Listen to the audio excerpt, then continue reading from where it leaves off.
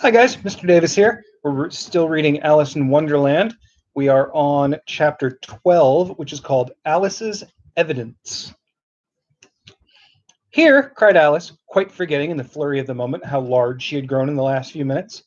And she jumped up in such a hurry that she tipped over the jury box with the edge of her skirt, unsettling all the jurymen on the heads of the crowd below, and there they lay sprawling about, reminding her very much of a globe of goldfish she had accidentally upset the week before. "Oh, I beg your pardon," she exclaimed in a tone of great dismay, and began picking them up again as quickly as she could.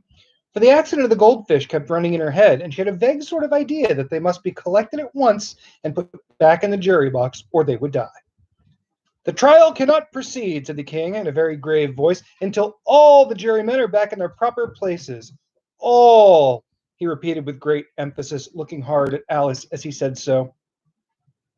Alice looked at the jury box and saw that in her haste she had put the lizard in head downwards, and the poor little thing was waving its tail about in a melancholy way, being quite unable to move. She soon got it out again and put it right. "Not that it signifies much," she said to herself. "I should think it wouldn't be quite as much use in the trial one way as the other."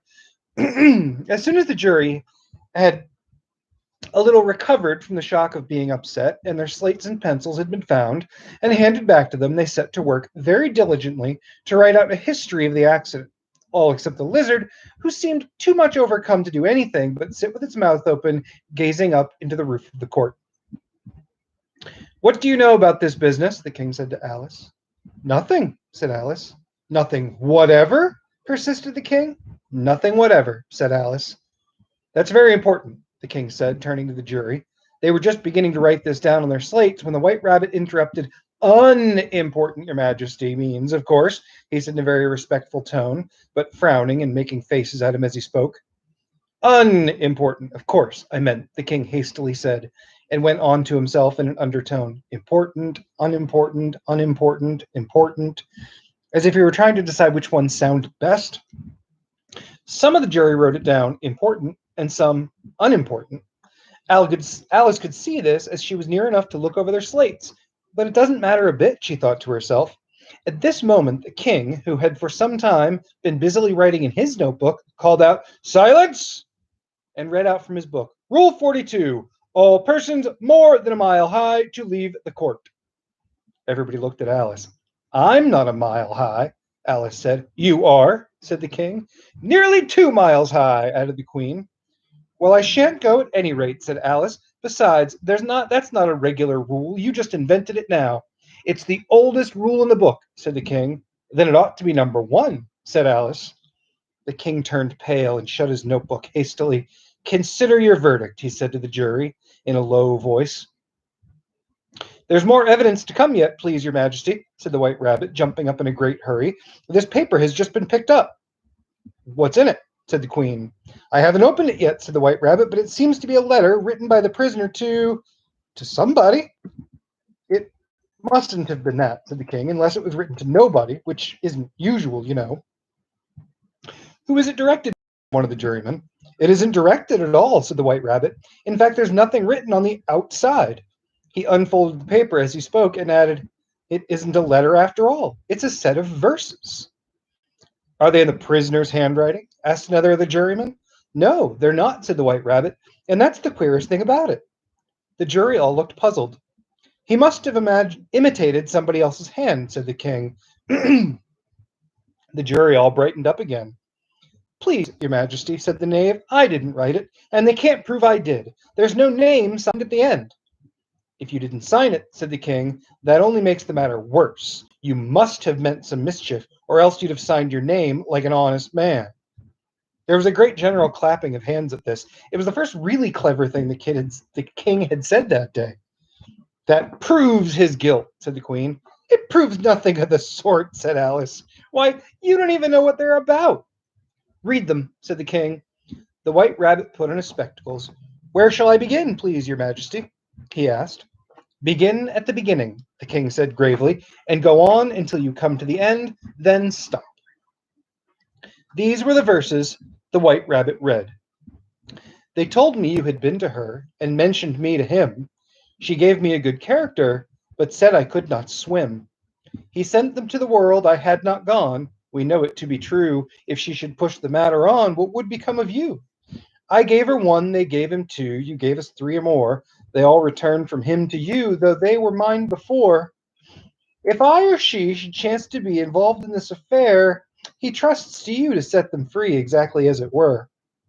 My notion was that you had been, before she said this fit, an obstacle that came between him, ourselves, and it.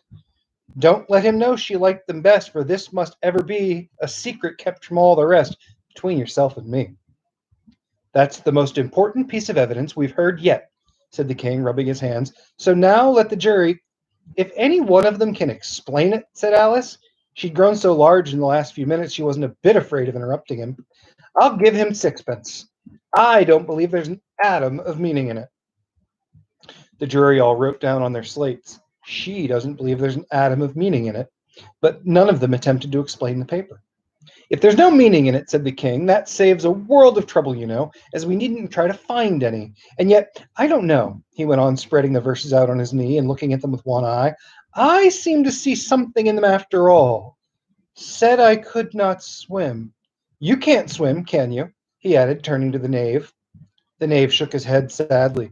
Do I look like it? He said, which he certainly did not, being made entirely of cardboard. All right, so far, said the king, and he went on muttering over the verses to himself. We know it to be true. That's the jury, of course. I gave her one, they gave him two.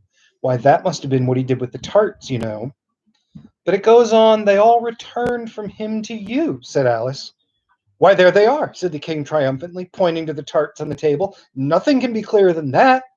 Then again, before she had this fit, you never had any fits, my dear, I think, he said to the queen. Never, said the queen, throwing an inkstand at the lizard as she spoke. The unfortunate little Bill had left off writing on his slate with one finger, as he found it made no mark. But he now hastily began again using the ink, which was trickling down his face as long as it lasted. Then the words don't fit you, said the king, looking round the court with a smile. There was dead silence. It's a pun, the king added in an offended tone, and everybody laughed. Let the jury consider their verdict, the king said, for about the 20th time that day. No, no, said the queen. Sentence first, verdict afterwards. Stuff and nonsense, said Alice loudly. The idea of having a sentence first? Hold your tongue, said the queen, turning purple. I won't, said Alice. Off with her head, the queen shouted at the top of her voice. Nobody moved. Who cares for you, said Alice. She'd grown to her full size by this time. You're nothing but a pack of cards. At this, the whole pack rose up in the air and came flying down upon her. She gave a little scream, half of fright and half of anger, and tried to beat them off, and found herself lying on the bank with her head in the lap of her sister, who was gently brushing away some dead leaves that had fluttered down from the trees upon her face. Wake up, Alice, dear, said her sister. Why, what a long sleep you've had. Oh, I've had such a curious dream, said Alice. And she told her sister, as well as she could remember them, all the strange adventures of hers that you have just been reading about. And when she finished, her sister kissed her and said, It was a curious dream, dear, certainly. But now, run in, get your tea, it's getting late. So Alice got up and ran off, thinking while she ran, as well she might, what a wonderful dream it had been. But her sister sat just as she had left her, leaning her head on her hand, watching the setting sun and thinking of little Alice and all her wonderful adventures, till she too began dreaming after a fashion, and this was her dream. First, she dreamed of Alice herself, and once again the tiny hands were clasped upon her knee, and the bright eager eye were looking up into hers. She could hear the very tones of her voice and see that queer little toss of her head to keep back the wandering hair that would always get in her eyes. And still, as she listened, or seemed to listen, the whole place around her became alive with the strange creatures of her little sister's dream. The long grass rustled at her feet as the white rabbit hurried by. The frightened mouse splashed his way through the neighborhood pool. She could hear the rattle of the teacups as the March Hare and his friends shared their never-ending meal, and the shrill voice of the queen ordering off unfortunate guests to execution. Once more, the pig baby was sneezing on the Duchess's knee while plates and dishes crashed around it. And once more, the shriek of the griffin, the squeaking of the lizard's slate pencil, and the choking of the suppressed guinea pigs filled the air, mixed up with the distant sobs of the miserable mock turtle. So she sat on with closed eyes and half believed herself in Wonderland, though she knew she had but to open them again, and all would change to dull reality. The grass would be only rustling in the wind, and the pool rippling to the waves of the reeds. The rattling teacups would change to tinkling sheep bells, and the queen's shrill cries to the voice of the shepherd boy.